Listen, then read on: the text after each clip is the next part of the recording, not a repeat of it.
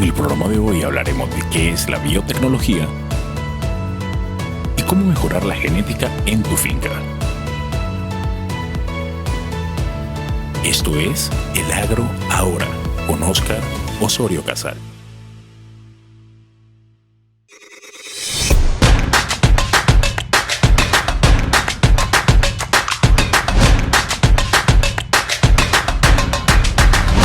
Preparémonos para el futuro. El Agro Ahora, con Óscar Osorio Casal. Hoy realmente es un programa muy interesante, amigos, porque tenemos la grata visita del doctor José Ramón Sánchez. José Ramón es egresado de la Facultad de Medicina Veterinaria.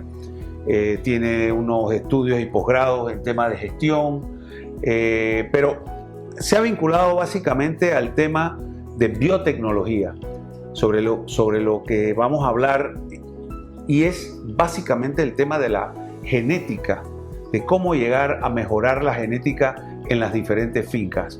José Ramón es socio y también gerente general de una empresa en Panamá dedicada a la biotecnología que se llama Born Animal Biotechnology, que tiene su sede en la Ciudad del Saber, y muchos de los ganaderos del país están trabajando con ellos en temas de tanto programas de inseminación, que es lo básico, lo elemental, pero también están trabajando en el tema de fertilización in vitro, lo que son trasplantes, lavados, trabajan con receptoras. Todos esos términos nosotros los vamos a conocer, pero quiero presentar pues a José Ramón y darle la bienvenida aquí al programa El Agro Ahora, porque de eso se trata, de conocer lo que se está logrando en Panamá en tema de genética.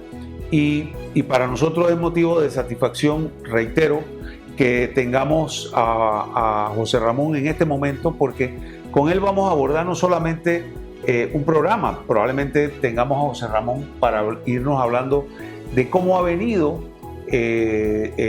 presentándose la misma biotecnología en Panamá para el mejoramiento animal. Así que bienvenido, José Ramón, a este programa de El Agro Ahora. Muchas gracias, ingeniero. De verdad que para mí también es un placer, un honor poder participar en el programa El Agro Ahora, que es innovador.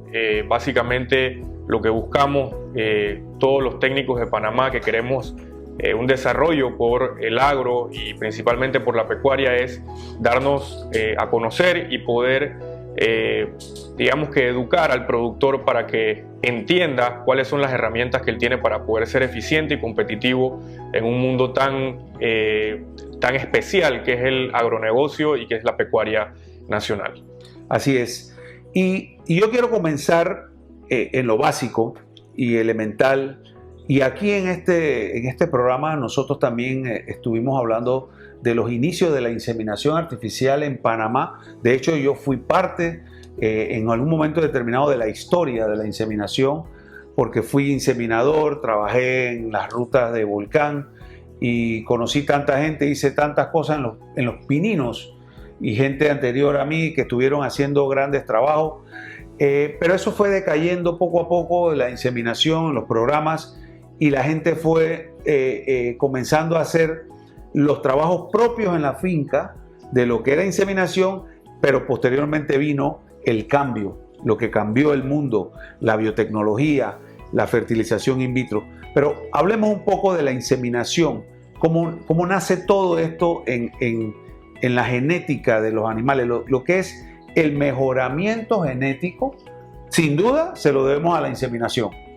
Posteriormente hemos venido cambiando, pero hablemos un poco de la inseminación como tal. Sí, bueno, la inseminación artificial fue la primera técnica o la primera biotecnología que masivamente se utilizó para principalmente lograr un mejoramiento genético.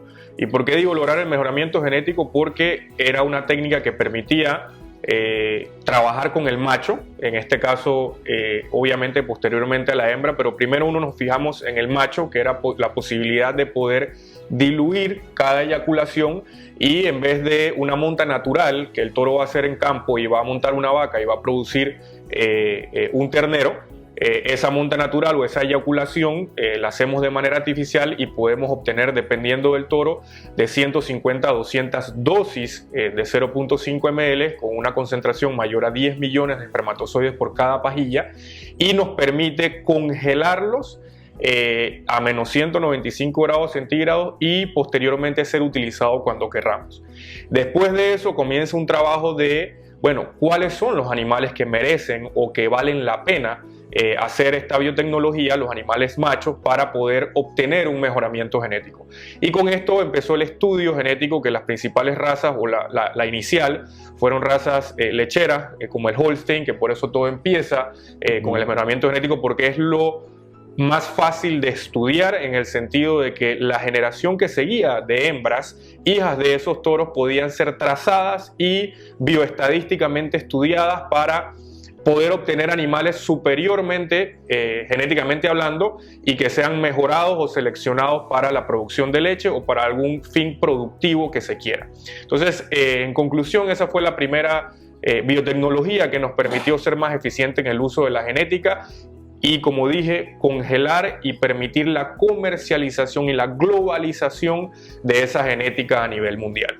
De hecho, José Ramón, eso se dio desde la década de los 50, 60, nacieron grandes empresas a nivel mundial como la ABS, la Sire Power, tantas que se me escapan, y que veíamos los catálogos de los mejores toros que venían de Canadá, de Estados Unidos, fundamentalmente. Después nacieron grandes empresas en Argentina, sobre todo de la raza Holstein, como bien lo menciona. Pero fueron los inicios del mejoramiento genético.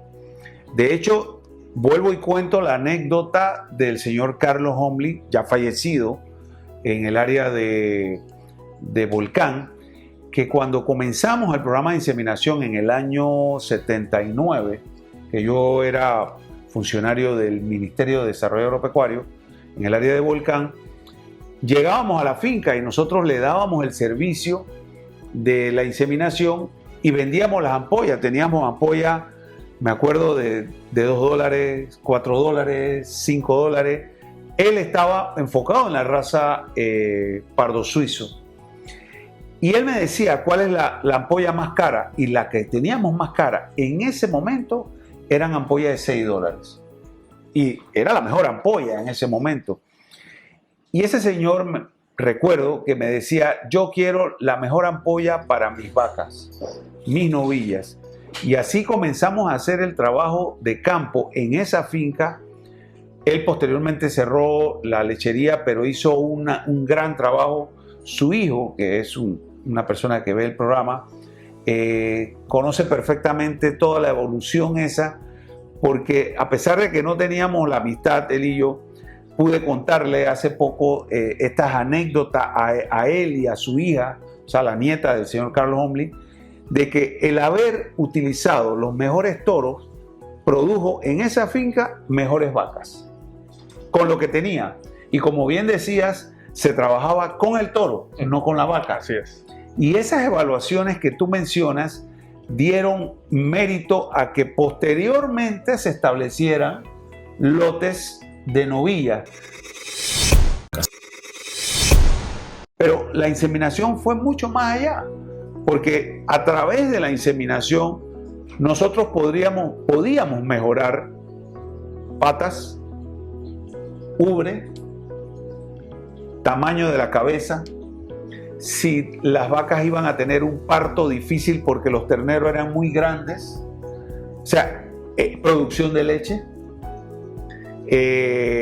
sistema mamario, en fin. Pero había una serie de cosas que se mejoraban a través de esa técnica de la inseminación artificial.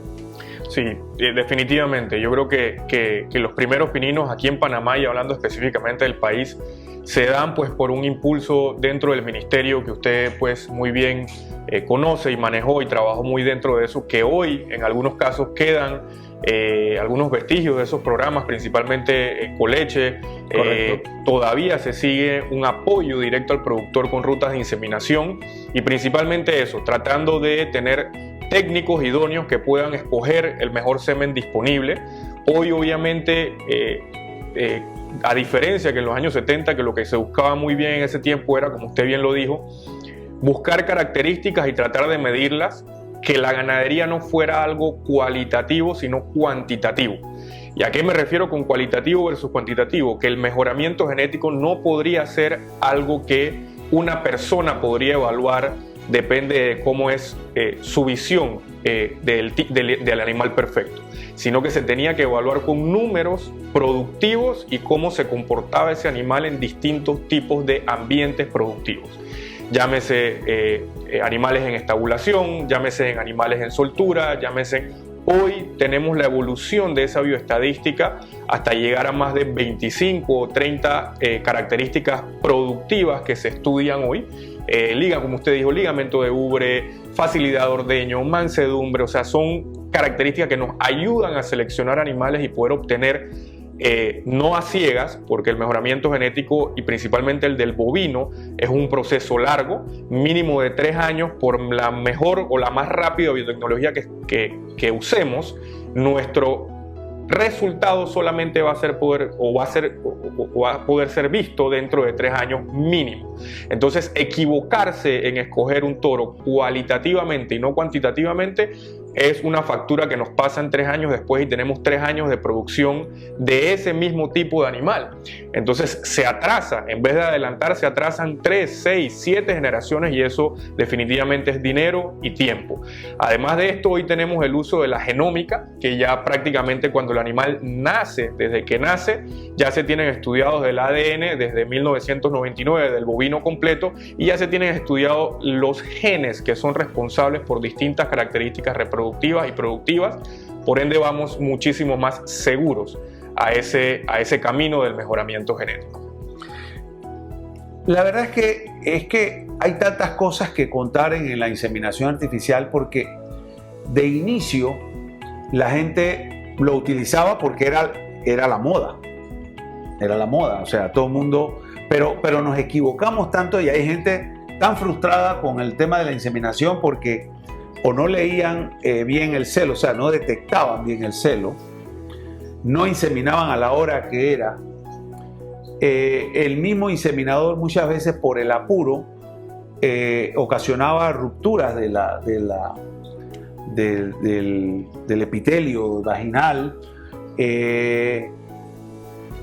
No había un descongelamiento, porque recuerden, como decía José Ramón, esto se congela en nitrógeno líquido en menos 195 grados centígrados. Entonces eso tiene un tiempo, como decía yo aquí en el programa, de X cantidad de segundos para descongelar y posteriormente para introducir. Y en la inseminación se llegó a pensar que podíamos utilizar hasta 1,5, 2 ampollas y cuidar un poquito más para poder hacer preñez efectiva y que la vaca pariera dentro del rango normal que buscábamos entre 12 a 13, 14 meses. Entonces, sí, la inseminación artificial fue un logro, pero no todos hicieron inseminación artificial. Y los que lo hicieron, hoy en día están contentos y ya no están ni siquiera en inseminación artificial, han pasado a otras técnicas. Pero sí, fue algo fundamental que ocasionó en el mundo un gran revuelo porque hubo cualquier cantidad de empresas dedicadas a la venta de semen. Yo conocí gente de Sire Power, conocí gente de ABS que venían de afuera, que venían a ofrecer los servicios del semen. En fin, conocí tanto que yo creo que sí, en un momento determinado, el que cogió realmente el tema de la inseminación como un proyecto genético, porque si lo cogía como un proyecto de que voy a inseminar porque la moda es inseminar, ese perdió plata. Sí. Porque al final quedó hablando mal de la inseminación. Recuerdo gente que me decía, no hombre, yo tengo esa vaca la he inseminado 4 veces y que va, ni se preña. Entonces, ¿a quién le echas la culpa? ¿Al inseminador? ¿Al que detectó el celo? Porque nosotros hablábamos en su momento de celos naturales para poder inseminar. Posteriormente vino lo que fue la inducción al celo a través de una serie de productos. Así es. Y se establecía lo que era inseminación a tiempo fijo. Háblanos un poco sobre eso. Sí, yo creo que es la evolución, ¿no? Del primer paso fue la inseminación artificial y que sin apellido, le llamo yo, porque la otra sí tiene un apellido que se llama tiempo fijo y es la Correcto. que diferencia a las dos. La inseminación artificial primero se centraba en el toro, en poder, ya dijimos, congelar el semen o la mayor cantidad de semen posible y esperar entonces que la hembra diera un celo natural, ojalá fuese a los 45 a 60 días posparto, y cuando ese celo digamos que se evidenciaba bajo algunos parámetros, como que la vaca montaba, empezaba a hinchársele la vulva, tenía ciertas características que el cuidador o el mayoral de la finca tenía que ver, y cuando esa vaca estuviera en celo había que inseminarla a las 12 horas posterior de que él vio las primeras características de ese celo. Hoy en día pues pasan los años, 25, 30 años después, y se empiezan a estudiar qué hormonas intervenían para que este celo y esta ovulación se diera. Y se empieza a estudiar con vía ultrasonido. Hay los primeros libros hablan, y el doctor Nasser, quien es mi socio en el laboratorio, participó también de los primeros estudios. Ellos tenían que medir por medio del ultrasonido la dinámica folicular del ovario cada 6 horas. Pase lo que pase, para poder estudiar y también sacar algo de sangre para poder saber qué hormonas estaban haciendo algún efecto en la dinámica folicular, para después llegar a una respuesta que es el manejo del ciclo estral de la vaca, que no es más que el poder inducir artificialmente el ciclo estral o el celo de una vaca y que ella pueda ovular en un tiempo fijo. Podemos entonces con eso sincronizar todas las vacas que estén vacías en una finca y con eso también ser mucho más eficiente en el uso de la inseminación artificial. Esta técnica pasó también de tener como primer objetivo el mejoramiento genético y pasó como tener el primer objetivo el mejoramiento de índices reproductivos. Poder, digamos que empujar a la vaca para que esa vaca me dé un celo a los 60 días y poder yo llegar al sueño de todo ganadero, tanto en leche como en carne, que es tener un ternero por lo menos cada 13 meses. Entonces esta técnica fue la evolución de la inseminación artificial y dejó como un segundo punto el mejoramiento genético como el primero y el principal, y siempre lo he dicho y siempre lo voy a defender, el mejoramiento de los índices reproductivos de nuestras fincas. Así es. Y pasamos muchas cosas, como por ejemplo que creo que la misma técnica de extracción de semen que se le hacía al toro en campo sigue siendo la misma. Sí. Quizás los diluyentes y las cosas que se utilizaban han ido mejorando, pues obviamente ha habido evolución en eso.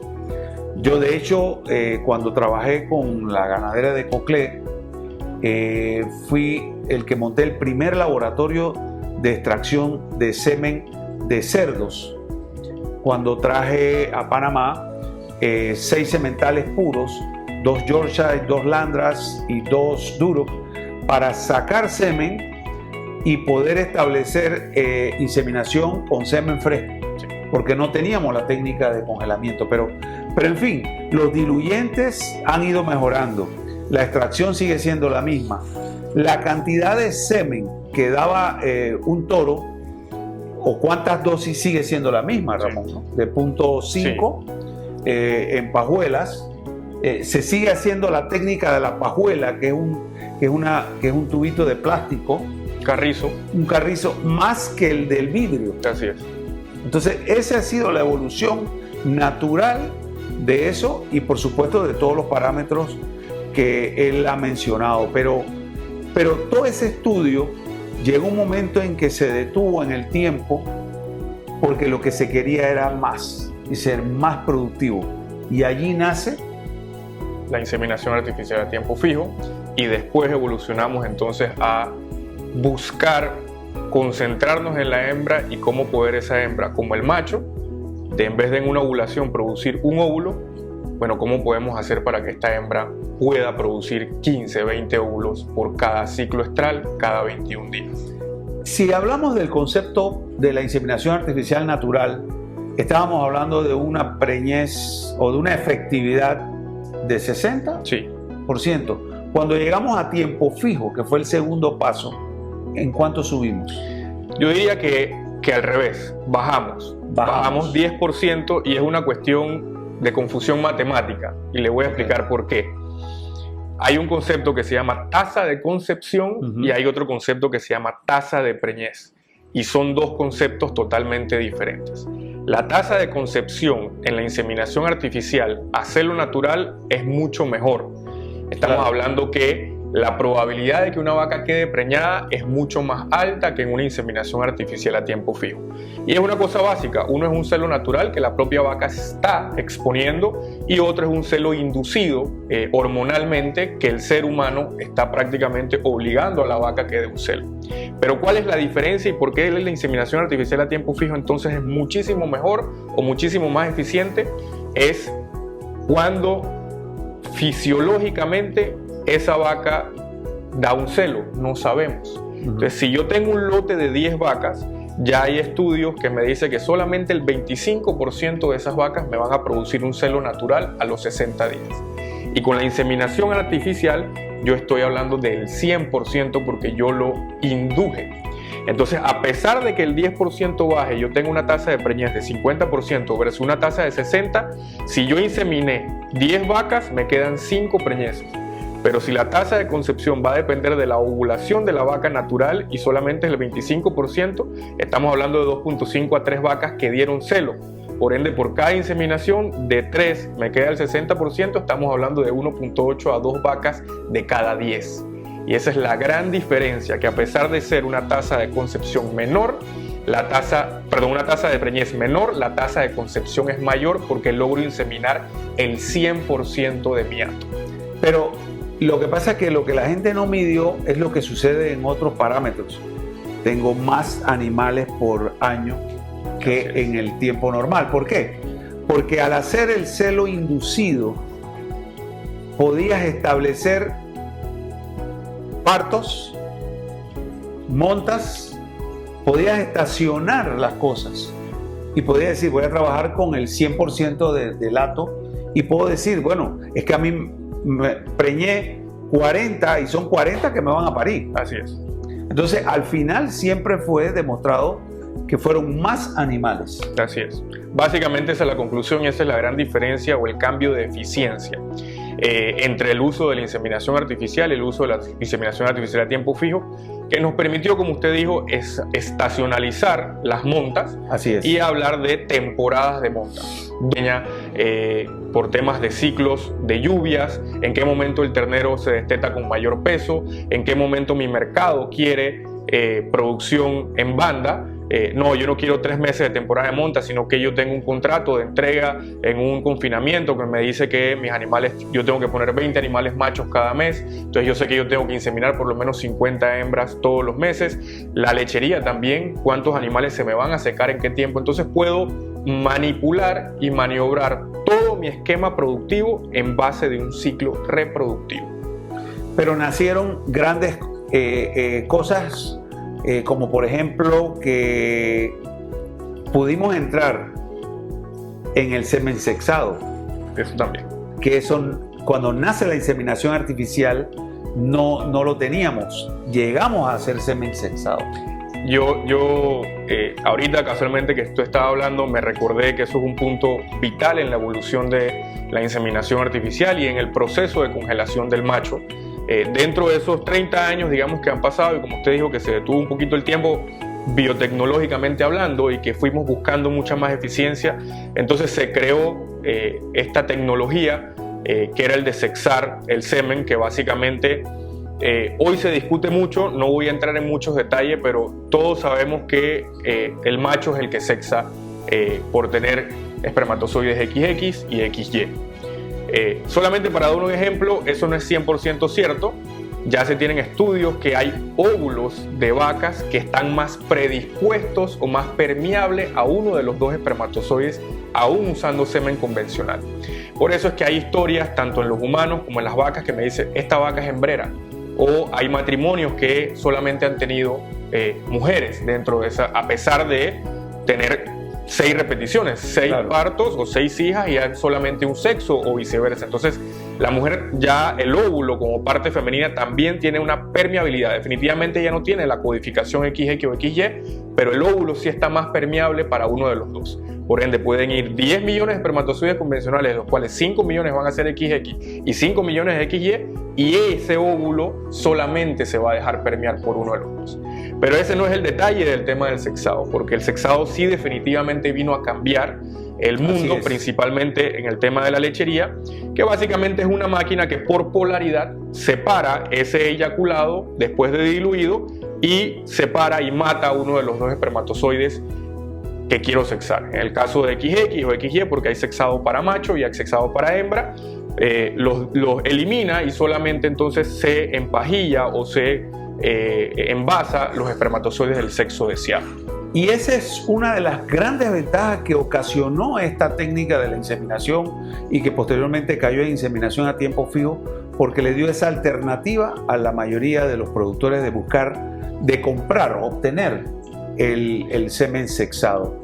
He querido hacer un recuento de lo que es la inseminación artificial, José Ramón, porque quiero que entremos, por supuesto, en otro programa, cómo continuó entonces la biotecnología hasta el día de hoy. Así que, básicamente, amigos, hemos tenido hoy un muy excelente programa con José Ramón y quiero agradecerte nuevamente por esta oportunidad que nos da para mostrar la calidad de lo que hemos logrado en Panamá y en el mundo a través de la inseminación, cómo ha ido evolucionando hasta el tiempo fijo a llegar hasta el día de hoy. Bueno, muchas gracias, ingeniero. Siempre voy a estar a la orden para poder explicar y exponer el conocimiento, tanto la experiencia como académico, pues que he podido lograr. Tenemos ya mucho conocimiento aquí en Panamá de cosas que se han hecho en este país desde los primeros inicios de la inseminación artificial, que el ingeniero Osorio pues participó de manera muy activa y que fue la base de poder conocer que el mejoramiento genético, si bien es cierto, siempre se dice que es una de las 4 patas de la ganadería, porque no es solamente el mejoramiento genético, estamos hablando de la inseminación, estamos hablando de la inseminación a tiempo fijo, pero cualquier persona podría decir, oye, pero sin genética o sin alimentación no hay genética. Claro. Definitivamente, y en eso yo concuerdo plenamente. Pero la mesa tiene 4 patas, pero hay una que crece más lento. Si yo decido cambiar la alimentación para que mi genética se exponga, yo lo puedo hacer en un día. Yo puedo dar silo, puedo dar concentrado, y esa característica, si tengo un techo genético, se me va de 5 litros, yo puedo aumentar hasta 10 litros. Pero ¿qué pasa si yo quiero una nueva vaca? Tengo que esperar mínimo 3 años. ¿Por qué? Porque son 9 meses de gestación, más por lo menos 22 a 23 meses de que esa vaca se levante y llegue a una sala de ordeño. Es por eso que la genética no es la más importante o la característica productiva más importante, pero es la que nunca debe parar, porque en el momento de que yo paro, el mundo se me va adelante genéticamente hablando, y cuando yo voy a querer retomar ese avance genético va a ser muy difícil de hacer. Así es. Bueno, muchas gracias, amigos. Este ha sido un programa muy interesante. Gracias por haber estado con nosotros hoy en El Agro Ahora. Preparémonos para el futuro. El Agro Ahora, con Óscar Osorio Casal.